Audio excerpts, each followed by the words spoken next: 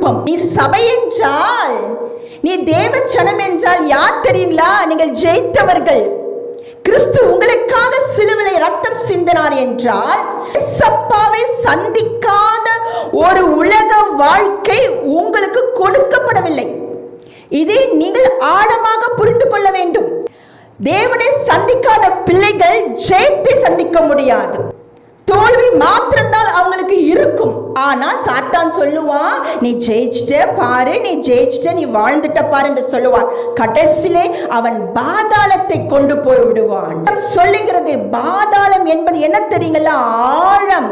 அதாவது பாருங்க, இந்த உலகத்தினுடைய செயல்பாடுகளை நீங்க கவனிக்கும் பொழுது எல்லாமே ஒரு டெப்த் இருக்கு பாருங்க, ஆழம்.